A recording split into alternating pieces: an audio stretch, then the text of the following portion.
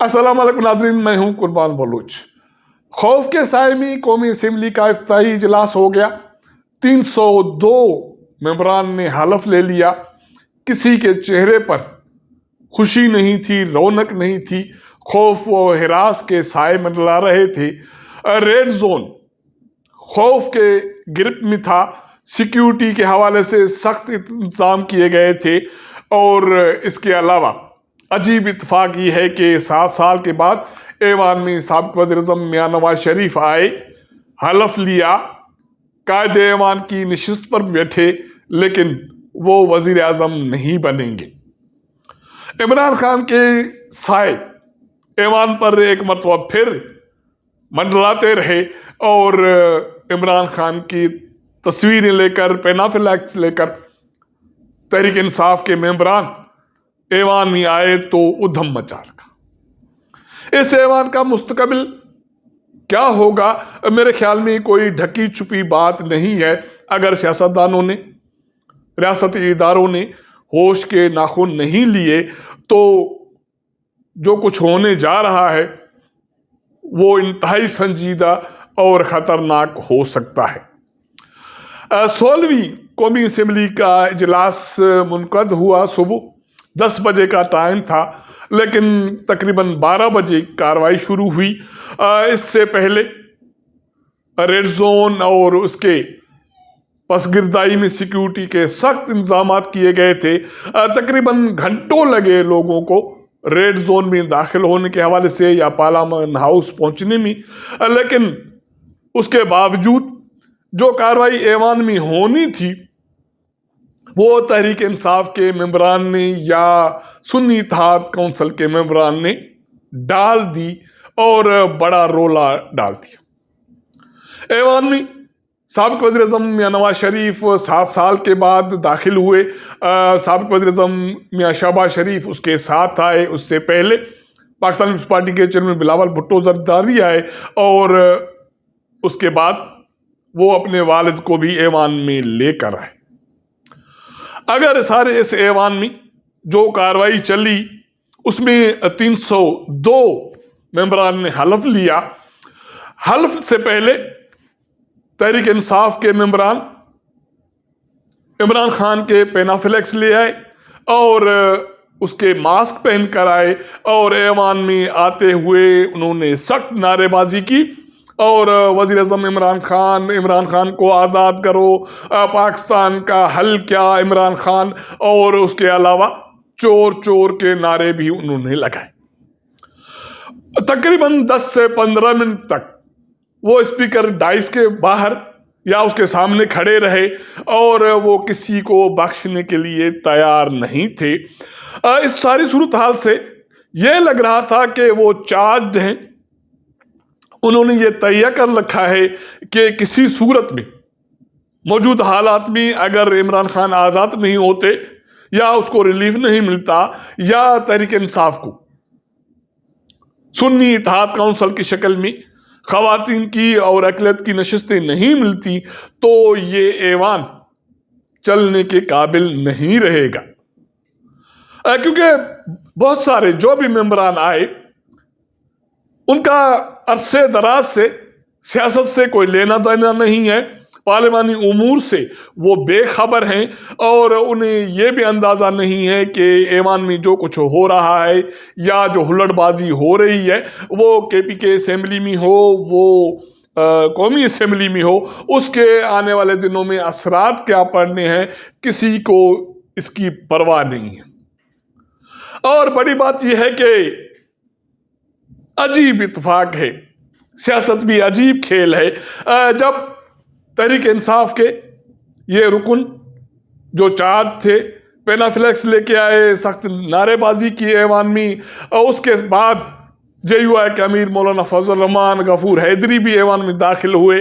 वो बजाय कि मियां नवाज शरीफ से जाकर हाथ मिलाते या साबिक़ सदर आसिफ अली ज़रदारी से मुलाकात करते, वो तहरीक इंसाफ के जो अपोजिशन की नशस्तें हैं वहाँ बैठ गए और इसी तरह محمود خان اچکزئی بھی اپوزیشن کی سیٹوں پر یا پی ٹی آئی کے جو ممبران بیٹھے تھے ان نشستوں پر بیٹھ گئے. کسی نے اپنے پرانی اتحادی میاں نواز شریف کے ساتھ، شہباز شریف کے ساتھ یا سابق صدر آصف علی زرداری کے ساتھ کوئی سلام دعا نہیں کی. نہ صرف یہ، مولانا فضل الرحمان نے تو یہ بھی اعلان کیا کہ وہ کسی بھی جو انتخاباتی پروسیس ہے اس میں حصہ نہیں لیں گے. اس کا مطلب ہے کہ کل قومی اسمبلی کے اسپیکر اور ڈپٹی اسپیکر کا انتخاب ہوگا تو مولانا فضل الرحمان اس کا حصہ نہیں بنیں گے یا جے یو آئی اس کا حصہ نہیں بنے گی. کل جو اسپیکر کی نشست ہے اس پر مقابلہ مسلم لیگ نون کے ایاز صادق اور سنی اتحاد کونسل کے عامر ڈوگر کے درمیان ہے. ڈپٹی اسپیکر کی نشست پر مقابلہ پاکستان پیپلز پارٹی کے غلام مصطفیٰ شاہ اور جنید اکبر کے درمیان ہے. اس کے علاوہ وزیر اعظم کے انتخابات 3 مارچ کو ہوں گے. اس کا شیڈول جاری ہو گیا.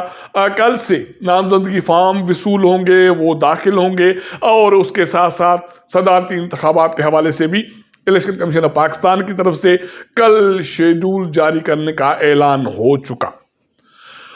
یہ ساری صورتحال جو آئینی تقاضے ہیں وہ تو پورے ہوں گے.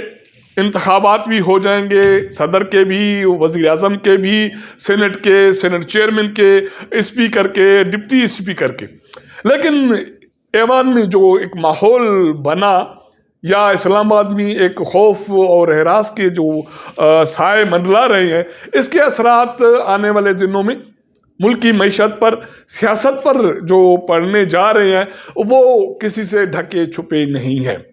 یہ کہا جا سکتا ہے کہ آنے والے دنوں میں سیاسی انتشار مزید بڑھے گا، کیونکہ قومی اسمبلی کی جو کارروائی پہلے دن کی رہی اس میں یہ بات واضح طور پر نظر آ رہی تھی کہ تحریک انصاف کے جو ممبران ہیں یا سنی اتحاد کونسل کے جو ممبران ہیں وہ کسی صورت میں کمپرومائز کرنے کے لیے تیار نہیں ہیں. ان کا مطالبہ پہلے روز ایوان میں آ گیا کہ عمران خان کو رہا کرو، اس کے کیسز ختم کرو، اور انتخابات کے حوالے سے جو دھاندلی ہوئی ہے اس کی تحقیقات کی جائے، اور ان کے علاوہ جو خواتین کی اور اقلیت کی نشستیں ہیں وہ تحریک انصاف کو دے دی جائیں.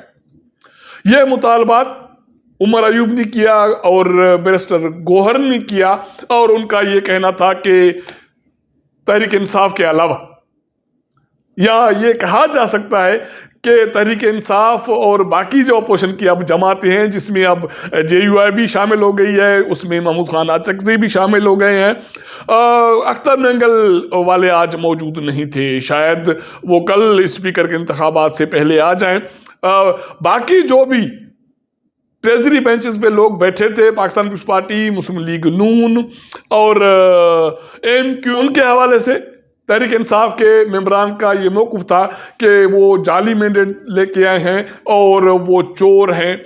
نہ صرف اتنا، جب سابق وزیر اعظم میاں نواز شریف جب ممبران کے رول پر دستخط کرنے جا رہے تھے تو تحریک انصاف کے ممبران نے چور چور کے نعرے لگائے، اور اس کے علاوہ اس پر پانی کی بوتل پھینکی گئی اور ماسک پھینکے گئے، اور کافی جو تحریک انصاف کے ممبران تھے وہ عمران خان کی ماسک بھی پہن کے آئے تھے، اور انہوں نے اس وقت خاموشی اختیار نہیں کی جب تک میاں نواز شریف یا شہباز شریف ایوان سے رخصت نہیں ہوئے. حالانکہ یہ الگ بات ہے کہ پاکستان پیپلز پارٹی والوں نے کسی حد تک ان کو ٹف ٹائم دینے کی کوشش کی.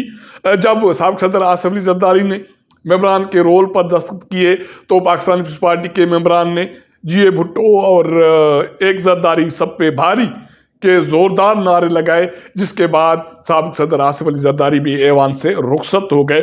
اب یہ ایوان کے پہلے دن کی کارروائی تھی، اور یہ سارا نقشہ بتاتا ہے کہ آنے والے دنوں میں اس ایوان میں کیا ہونے جا رہا ہے. جو حکومت بنے گی وہ کس طرح قانون سازی کرے گی، یا یہ ایوان عوام کے لیے ریلیف کے حوالے سے، بجٹ کی تیاری کے حوالے سے، قانون سازی کے حوالے سے کیا کردار ادا کرے گی، یہ ایک بڑا سوال ہوگا سیاستدانوں کے لیے، ریاستی اداروں کے لیے۔ اگر ان اسٹیک ہولڈر نے ہوش کے ناخن نہیں لیے تو ایک خطرناک صورتحال پیدا ہونے جا رہی ہے۔ اب تک کے لیے اتنا۔ اگر ہمارا یہ ولاگ آپ کو پسند آئے تو اپنے دوستوں کے ساتھ ضرور شیئر کیجئے گا، اپنا فیڈ بیک دیجئے گا۔ آپ کے ساتھ ملاقات کریں گے اگلے پروگرام میں، تب تک اجازت دیجئے گا۔ اللہ حافظ۔